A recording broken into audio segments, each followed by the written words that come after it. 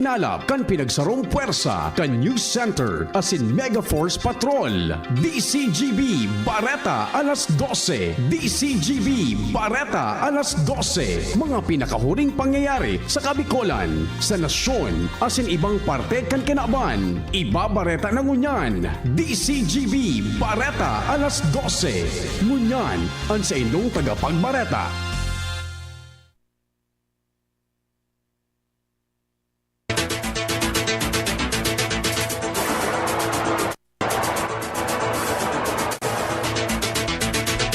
Marahay na ito mga tugang, Miyerkules po ngunyan, petsa 17 sa bulan kan Hulyo 2024. Ini ang Bareta alas 12 sin ako ang sa inyo magiging tagapagbareta, Mardelad Daingiba. And outside land sa ating darakulang mga bareta ngunyan sa lado lokal, kumpirmasyon sa appointment ni Divine Banyares Monavente bilang Provincial Administrator kan Albay, nakalusot na sa sangguniang panlalawigan. COVID cases sa Bicol Region nadagdagan ng 16 sigon sa Department of Health. Bagong tourist destination mabutwa sa Rapu-Rapu Albay mining site matapos ang ginibong rehabilitasyon. Sa lado nasyonal, Kamara de Representantes preparado na para sa ikatulong sona ni Presidente Bongbong Marcos sigon kay House Speaker Martin Romualdez. Senate panel pipagkomento kan Supreme Court sa petisyon ni suspended Mayor Alice Gu. Department of Health nakapag-register ni 90,000 na kaso ng dengue sa primerong 6 na bulan ngunya na taon. Sa bareta sa ibang nasyon, Secret Service dinoble ang seguridad matapos na makaresibinin patakot gikan sa Iran sa pagbalong paggadan kay dating US President Donald Trump. Sarado ng Karawat Sports, Mika Reyes balik na sa PLDT high-speed heater. Yan ang headlines. Kunyan sa detalles ka mga bareta, enot sa lado lokal. Ang baretang ini hatod sa Indokan. Nutroplex with Talino Booster Formula. Tulong para bilis isip, todo focus, at bilis diskarte pa. Sa detalles kang bareta sa lado lokal, nakalusot manggiraray sa kumpirmasyon kan sangguniang panlalawigan ang appointment ni Divina Gracia Banyares Bonavente bilang Provincial Administrator sa ginibong regular na sesyon kan Hunta kasuhapon. Ini matapos na maghuyo na ang mayoriya ka mga miyembro kan Hunta Provincial sa kumpirmasyon kini na isinulong na resolusyon ni Board Member Attorney Sina Marion Rubio de la Cruz base man sa pigagad na rekonsiderasyon ni Gobernador Rex Lagman na kumpirmaron ini kan sangguniang panlalawigan. Enot kani pig turn down ka mayoriya ang appointment ni Banyares dahil bako sinda kumbensido sa naging performance kani lalo na kan pag-abot ni Presidente Bongbong Marcos sa Albay asin sa mga aktibidades ni Gobernador Lagman na dahil lamang sinapig imbitaran asin sa iba pang kadailanan. Alagad buminawi si Banyares sa sangguniang panlalawigan sa pagi kang pag-imbitar sa presensya kan mga ini tulong aldaw bago ang aktibidad kang gobernador partikular sa Banwaan kan Pio Duran Albay. Ang baretang ini hatod sa Indokan. Liver Aid Silimarine Capsule. Liver Aid. It's liver or lover, boys. Nadagdagan ng 16 ang bilang kan COVID-19 cases sa Bicol Region. Inibase man sa Morbidity Week magpoon kan Hulyo 7 sa Hulyo 13, 2024 na monitoring kan Department of Health Regional Office 5. Ang mga bagong kaso na inihali sa maniba-ibang probinsya kan Kabikolan kung saan 7 ang hali sa Albay, 2 digdi ang hali sa Daraga, 2 sa Ligao City, mantang Tigsarado ang Kamalig, Malinaw asin Tabaco City. 7 man ang halis sa Camarines Norte, mantang 2 sa Catanduanes. Dahil ang kaini, uminabot na sa 70,972 ang kabilugan na COVID cases sa Bicol Region kung saan 1,898 digdi ang aktibo pa ang kaso. Ang baretang ini hatod sa Indokan. Aluminum hydroxide, magnesium hydroxide, Simeticon, Kremel S. Hyperbilis. Bilis. Bilis sa hyperacidity in as fast as 5 minutes. Bagong tourist destination ang mabutwa sa Rapu-Rapu mining site na Polymetallic Incorporated dahil tapos na ang rehabilitasyon kaini. Ina naging pahayag ni Mines and Geosciences Bureau Bicol Director Engineer Guillermo Molina Jr. sa DCGB News. Enot kini sinabi ni Director Molina na magayon ang lugar asin may dakulang potensyal bako sa ang landscape kundi pati ang dagat. Sigun pa kay Molina, nagkaigwa naman ng assessment digdi ang Department of Tourism sa nakaaging site visit. Base sa rehabilitation plan, ang lugar puntirya na maging agroforest asin ecotourism site. Sakop kan mining site ang mga barangay kan Malubago, Pagkulbon asin Binusawan. Sigun pa sa pamayo kan MGB Bicol na ang Pagkulbon marahay na lugar para sa diving asin surfing. Kay puan sa nang ikonektar sa paagi ng infrastruktura asin basic services sa ibang lugar sa mainland Canal Bay. Magirumduman na kan 2022, sinabi na guminastos na ang rapo-rapo polymetallic ng kantidad na 654 milyon para sa rehabilitasyon na suminobra na sa 310 milyon pesos na total allotted fund para sa final mine rehab and decommissioning. Ang baretang ini hatod sa Indokan, RightMed. Pag may check, that's the right one. The right one is RightMed. Planong mag-crear ng task force ang sangguniang panglungsod kan Legazpi, partikular na ang City Councilor o si City Councilor Alexander Hao, tanganing mariparo asin ma-check kung nagsusunod sa Ordinance number 16-0030-2024 o ang Free Potable Drinking Service Water Ordinance, ang gabos na food establishments sa siyudad kan Legazpi. Kung magirumduman, aprobado na ang nasabing ordinansa na nag-obligar sa gabos na mga restaurants, kantin o karinderiya sa syudad na magtaonin libre asin malinig na tubig inumon sa sendang mga customer na wala nin additional charges. Mientras tanto, sa entrevista kan DCGB kay How, sinabi kay ni na in kaso makainkwentro ng establishmento na dahil nagsusunod sa siring na ordinansa, ang pwedeng magpasiring sa opisina kan sanidad na makukuha sa second floor kan Legazpi City Health Office tanganing ipaabot ang sa indang reklamo. Pigpaliwanag ni How na opisina kan sanidad ayo ang maproseso kan sa indang reklamo para ini may forward sa City Legal Office kung saan iyo man ang makonduktan ng investigasyon asin ma-impunir kan mga penalidad na igwa an ordinansa. Ang baretang ini hatod sa Indokan. Healthy energy na ba ang hanap mo? Mag-Enervon araw-araw. Sa iba pang mga bareta nakasungkit nin 5 na bulawan na medalya ang nasa 6 na albayanos na nagpartisipar sa palarong pambansa 2024 na ginibo sa Cebu City Sports Center kan Hulyo 9 sa Gudgaswapon, Hulyo 16. Basado sa impormasyon na pigpaluwas kan Department of Education o DepEd, sarong gold medal ang nakuha ni Lynette Mataba sa kawat na harness individual lika anyo single weapon. Mantang sa kawat man na team synchronized lika anyo single weapon, nakakuha man ang nin sarong gold medal sinda Crizel May Ogira, Talia May Ogira asin Lynette Mataba na pararehong gikan sa Marshall Ornyola Memorial School o MURMS kan SDO Albay.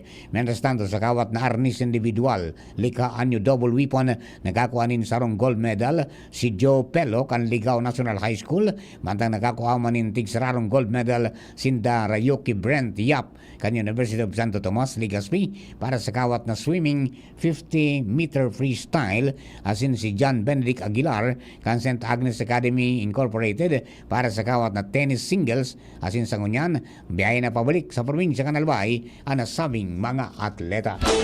Ang baretang ini hatod sa Indokan. Unilab, yan ang alagang Unilab. Piglalauman ang pagpalsok ng kuryente sa aga Hulyo 18 sa mga lugar na sakop kan Bitano Feeder 2 sa probinsya kan Albay. Sa abisong pigpaluwas kan Albay Electric Cooperative Aleco, mapon ang brownout alas 8 nin aga sagod alas 5 nin hapon. Ang mga apektadong lugar iyo ang Barangay 21 Binanuan West Poblasyon, Barangay 22 Binanuan East Poblasyon, Barangay 58 Buraguis, Barangay 57 Dapdap, Barangay 59 Puro, Barangay 63 asin Barangay 60 Lamba. Katuyan kaini na mapasilitar ang massive right of way of line clearing asin pole replacement sa Barangay Puro, Legazpi. Siniguro man kan manamiento kan Aleco na tulos na ibabalik ang power service matapos naggibuon ang operasyon kan Aleco. Ang baretang ini hatod sa Indokan. Sa paulit-ulit na hilo, lata at putla, baka iron deficiency anemia na yan. Take Camerate FA, the blood vitamin. Sa iba pang baretang lokal na dakop na kan PNP Regional Office 5 ang pinigkokonsiderar na Regional Most Wanted sa magkakasiblag na operasyon ka mga operatiba sa paagi kan pinagsarong puwersa kan Paracali Municipal Police Station asin Santa Elena Municipal Police Station siring man kan CIDG Cam Norte na iserbi ang warrant of arrest laban sa akusadong si alias Ekay sa Barangay Tabugon, Santa Elena, Camarines Norte. Si Ekay na ampang sa magkasiblag na kaso nin pagbalgar sa Section 5 kan Republic Act 9165 o Comprehensive Dangerous Drugs Act of 2002. Siya man ang rank 6 Regional Most Wanted Person kan PRO 5 asin sa ngunya na sa kustudya na kan Paracali Municipal Police Station apera sa magkakanigong dokumentasyon. Sa ibong na lado, sarong 46 anyos na lalaki man sa Bacon District, Sorsogon City, Sorsogon ang naaristar kan pinagsarong puwersa kan CIDG Sorsogon City Police Station asin Sorsogon First Provincial Mobile Force Company. Ang aristado na midbidan sa alias na Howard na asin nasa listahan kan Regional Most Wanted kan Bicol. Si Howard dampang sa mga kasong lascivious conduct under Section 5 na nasa ngunya nasa kotudya naman kan CIDG sa probinsya kan Sorsogon. Si Howard para man sa magkakanigong disposisyon. Ipinahayag ni DNR Bicol Regional Executive Director Francisco Emilia Jr. na dakulang bagay ang kapihan sa bagong Pilipinas sa papaharaning ikatulong State of the Nation Address o SONA ni Presidente Ferdinand Bongbong Marcos Jr. Sigung kay Emilia na ipahayag ang mga proyekto asin programa kang gobyerno sa mga probinsya asin syudad sa pagi kang kapihan sa bagong Pilipinas. Sinabi niya na parte ni kang preparasyon sa SONA para maipaabot ang gabos o sa gabos ang mga naginibuhan kada administrasyon asin ang mga plano na nakatalaan pang gibuhon sa mga masunod na panahon. Ang kapihan sa bagong Pilipinas sarong weekly forum na piglansar kan Presidential Communications Office na may katuyuhan man na magserbing plataforma para sa pagpapahayag ka mga programa, serbisyo, proyekto asin prioridad kang gobyerno sa manibaibang ahensya asin departamento kan gobyerno. Asaro pang baretang lokal, piging uwa na kan sangguniang bayan kang Bakakay Albay, partikular na ni Councilor Herbert Bermas na maipasar ang ordinansang minatao nin automatic inclusion sa Banwa Program Scholarship kan pinakang primerong mga estudyantes kan Bakakay Community College.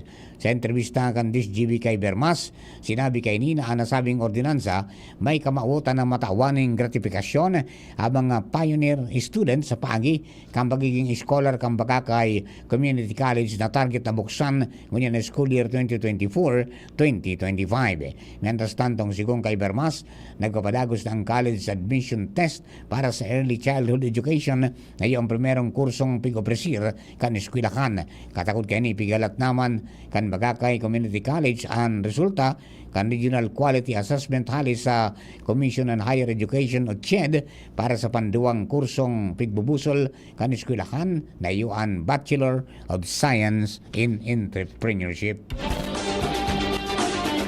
Mga tugang primerong parte po yan, kang Bareta alas 12, mga Bareta niya to sa lado lokal. Ang Bareta sa lado nasyonal. Ibang nasyon, sports sa siniba pa, makalis lamang po kini. Ubo, plemang nakabara, hirap sa paghinga. Dapat may dalang ginhawa. Kaya lagi kong bitbit, Plemex Forte Capsule. Ang Plemex Forte Capsule ay gawa sa halamang lagundi. Ginhawa sa ubo at hika. Magaan dalhin, madaling inumin. Plemex Forte Capsule. Basta lagundi, Plemex. Vitex Nagundo L is the generic name of Plemex Forte. If symptoms persist, consult your doctor. Tanggal ang plema, tigil ang ubo. Maluwag ang paghinga sa Plemex Forte. Basta lagundi, Plemex. Ang Plemex Forte Lagundi Capsule ay mabibili sa pangunahing butika o drugstore na malapit sa inyo. Inihahatod sa inyo kan Department of Environment and Natural Resources, Regional Office No. 5, ang programa Kapalibutan Ta at Tamanon Ta. Kapalibutan Ta at Tamanon Ta. Programang magtataon in informasyon asin kaaraman, manungod sa satuyang kapalibutan, asin sa mandato kan Department of Environment and Natural Resources. Sa tung hinanyugon, kada Huwebes alas 11 sagkod alas 12 nin pagkaudto, Kapalibutan Ta at Tamanon Manonta. Hatod sa Indo kang DENR Regional Office 5 asin kan istasyon na ini.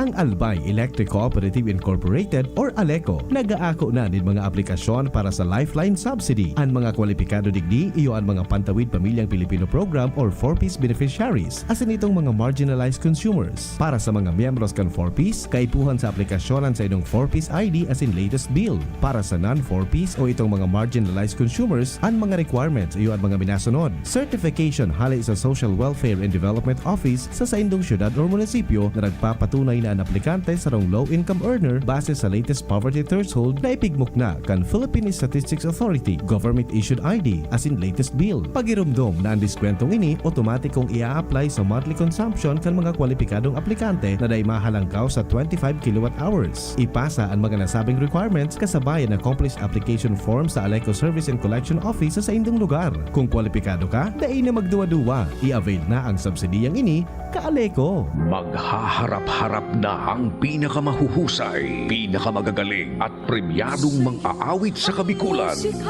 Inihahandog ng Ako Bicol Party List ang mahigit isang dekadang pagtatanghal ng urugmahan, karantahan, asin tarabangan. Season 10. Sino-sino ang tatanghaling kampyon sa kids category, adult category, at pwede pa kami category. Urugmahan, karantahan, asin tarabangan. Season 10. Mahigit kalahating milyong pisong papremyo ang mapapanalunan sa urugmahan, karantahan, asin tarabangan. Season 10. Mapapanood live via PBN DCGB Legazpi, Radyo Bicolandia, Bicol FM, Naga, OKFM Sorsogon, Spirit FM Masbate, OKFM Daet at Radyo Oragon Virac. Urugmahan, karantahan, asin tarabangan. Season 10. Experience a night filled with extraordinary joy, love, and inspiration through music and praise. Experience God's love in a beautiful way. Nasa iyong palad ang iyong likha. Come, celebrate your faith and receive God's more with the Expand Worship Celebration 2024, a benefit worship concert with Brother Bo Sanchez, our renowned motivational speaker, Catholic lay preacher, book author, and founder of the Feast and Light of Jesus Family, along with Brother Alvin Barcelona and Brother John Escoto, happening on August 24, 3 p.m. onwards at the Ibalong Center for Recreation, Legazpi City. Tickets are available at the LCC Business Center near you. Visit, like, and follow The Feast Bicol for more details and promos. Brought to you by The Light of Jesus Family, The Feast Bicol Community. Madya, makisumaro, magresibi. Be part of this bigger mission, and together, let's receive God's more. Hashtag Receive Expand Worship Concert 2024.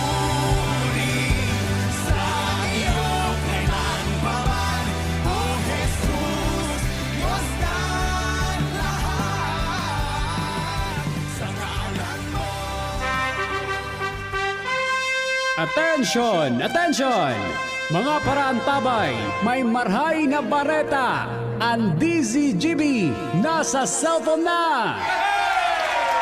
Yes po! Madadangog na ang DZGB sa saindong mga cellphone. Sa katuyuhan na mas lalo kamong mapagserbihan asin dagdag na konbenyensya sa Saindo Gabos, ang DZGB pwede nang ma-access sa paagi kan sa indong cellphone. I-download lang sa indong mga Android phone ang DZGB app sa paagi kang Google Play Store asin Apple App Store asin hanapo ng DZGB Live. I-install sa indong gadget asin malinig nindong madadangog ang DZGB. Libre po ini. DZGB. Number 1 na, may Facebook Live pa. Ngunyan, may DZGB Live app na. O, ano pang pighahalat nindong mga paraan tabay?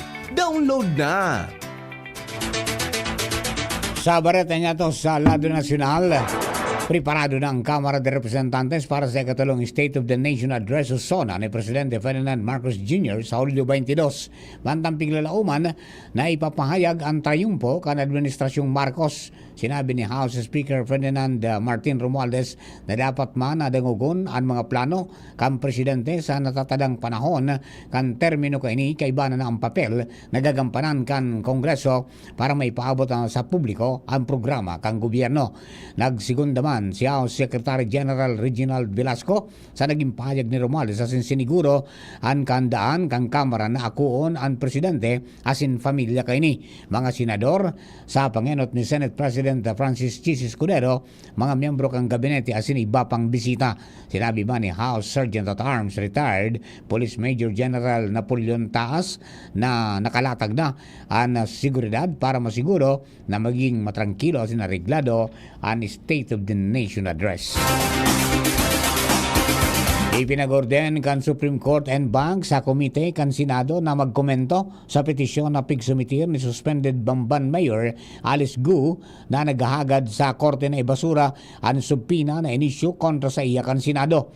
Hinagad ni Gu sa Korte Suprema na pawaraning kusog ang subpina ad testificandum na ipinaluwas kontra sa iya kan Senate Committee on Women, Children, Family Relations and Gender Equality may kinaraman sa investigasyon sa sinakyan dang Pogo Hub sa saiyang nasasakupan. Pero digdi inagad man ni Gu na suguon ang komite na pundo na ang pag-imbestiga o pag-imbitar sa iya para maging resource person. Sampulong aldaw na daing ekstensyon ang pigtaong plaso kan Korte Suprema na magsumitir nin komento sa petisyon sigong kay Supreme Court spokesperson Attorney Camille Ting sa sarong press conference. Nakapagrehistro ang Department of Health o DOH nin sobra 90,000 na kaso nin dengue sa primerong 6 na bulan kan 2024. Sigon sa pinakahuring datos halis sa Department of Health, maabot sa kabilugan na 90,119 na dengue cases ang na-monitor sa nasyon kan Hunyo 29 na kung sa 233 ang nagadan sa parehong panahon. Masalangkaw ini nin 19% kumpara sa 75,968 na kaso na nairehistro sa Pilipinas taon-taon. Sinabi man kan ahensya na 8,246 na kaso ang naireport poon Hunyo 2 sa Hunyo 15. May pagitaasin ng 30% gikan sa 6,323 na kaso nin dengue na pigsubaybayan poon kan pagpuon kan taguran kan Mayo 19 sa Hunyo 1. Sigong pa sa DOH na nasa 7 riyon ang nagreport nin pagitaas ning kaso kan dengue sa nakalista 6 na simana asin ini iyo ang Mimaropa, Cagayan Valley, Western Visayas, Ilocos Region, Central Luzon, Calabarzon, asin National Capital Region. Magiramduban na kan Hunyo, sinabi kan DOH na sobra 60,000 na kaso ng dengue ang narehistro sa nasyon poon Enero sa Mayo. Sa ibang baretang nasyonal, maabot sa 40 bilyon pesos ang mawawara sa gobyerno kung naaprubaran ang propestong ipapundo na ang online gaming o e-games sa nasyon sigong kay Philippine Amusement and Gaming Corporation o PAGCOR Chairperson Alejandro Tenco. Enot nang nangapudan si Senador Alan Peter Cayetano para sa marikas na pagpasar kan Anti-Online Gambling Act na sa iyang pigsumitir dahil sa padagos na operasyon kan isabong sa nasyon. Sa Senate Bill No. 63 na pigsumitir ni Cayetano, gusto kaining ipagbawal ang gabos na klase nin online gaming asin padusahan ang sisayman na konektado digdi. Hindi matapos na ibulgar kan komite o Committee on Games and Amusement sa sarong pagdangog sa Senado kan Enero 25, 2024 na operasyon kan isabong nagpapadagos nin pasikreto. Day pa may kukonsiderar na national security threat ang mga Philippine Offshore Gaming Operator o POGO sa nasyon. Sa pagdangog kan Senado, sinabi ni National Security Council o NSC Assistant Director General Francis Jude Lawenco na bako national security threat kundi may kukonsiderar pa sa ng national concern ang mga POGO dahil sa human trafficking, cyber fraud, prostitution, asin iba pang krimen. Suportado ka ng NSC ang mga propostong lay na may kamabutan na dagos ng ipagbawal ang Pogo asin gabos na internet gaming licensee sa bilog na Pilipinas. Sigun man kanin Sherwin Gatchalian sa paghapot sa NSC kung anong kaipuhan na mahiling kanahin siya bago maapod na patakot sa pangnasyon na seguridad ang mga Pogo. Punto ni Gatchalian na puro sindikatong kriminal ang mga nasa Pogo. May nadiskubring military uniforms kan China asin may mga naarestong Chinese hacker na konektado sa Pogo.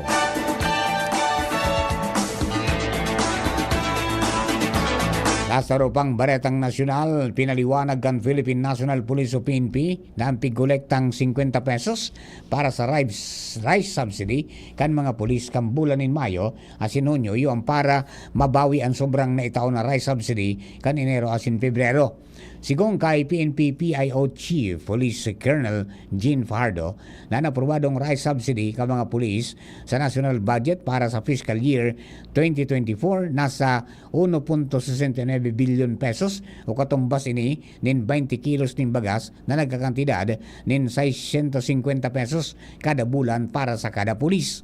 Sinabi ni Fajardo na mas baba ini sa 700 kada bulan ka napigtagama para sa bulanan na rice subsidy sa mga nakalihis na taon. Paliwanag ni Fajardo na dahil sa sobra ng 50 pesos ang 700 pesos na rice subsidy na naitaw kan Enero asin Pebrero sa aprobadong 650 pesos kay puwa na kolektaron kan PNP pabalik ang sobra sa mga nakaresibi para pakarayon ang rice subsidy. Sa baretay nato sa ibang nasyon, mas dinoble kan Secret Service ang sa inang pagbantay sa matapos na makaresibi nin impormasyon sa pagbalo na asasinasyon kan Iran kay dating presidente o US President Donald Trump. Paglilinaw kan Secret Service na nasabing impormasyon bago konektado sa nainot na pagbalo na pambabadil sa dating presidente mantang day ini nasa campaign rally sa Pennsylvania. O kaya mantang ini nasara campaign rally sa Pennsylvania. Dahil sa nasabing impormasyon, dinugdagang paninda ang mga resources sa namapalibot sa dating presidente.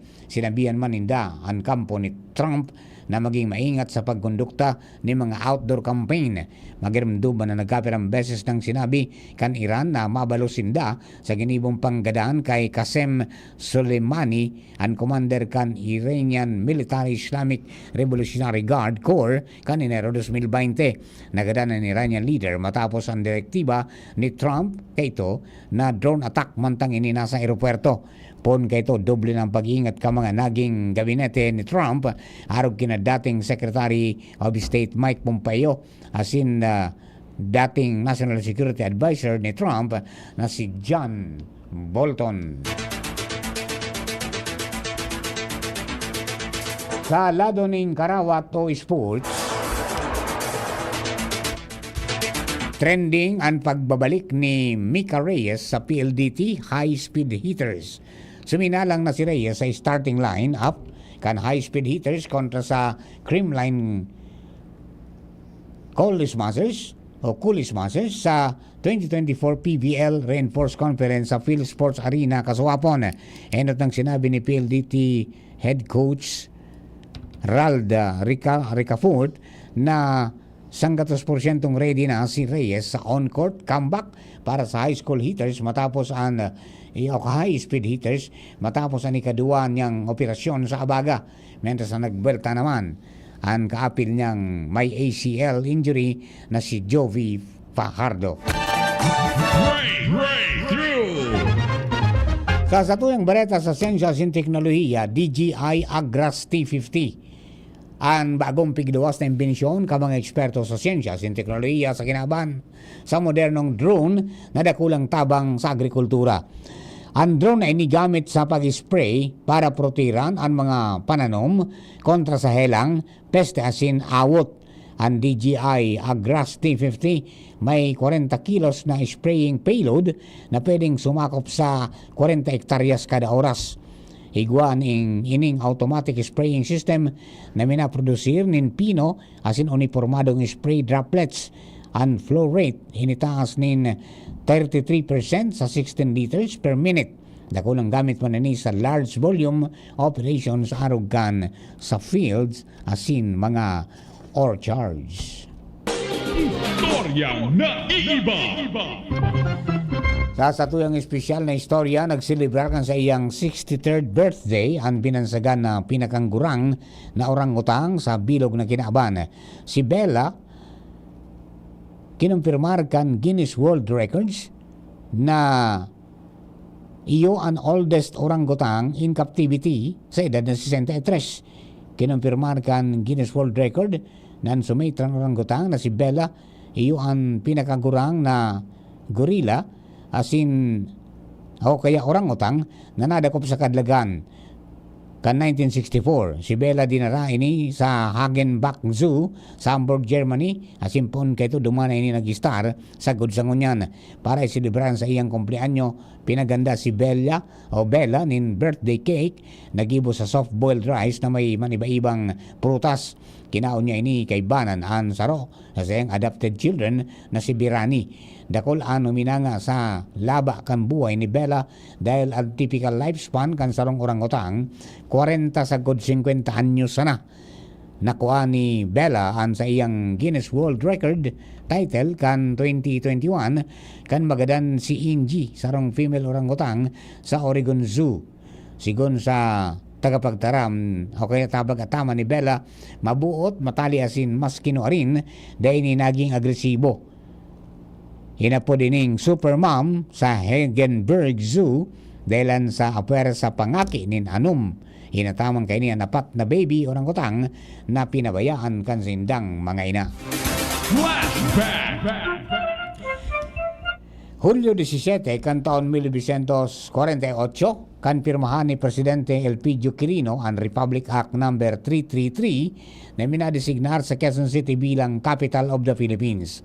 Ang RA 333 nagredefine man kan Caloocan Quezon City boundary asin nagkamada sa area kan syudad na 156.60 square kilometers.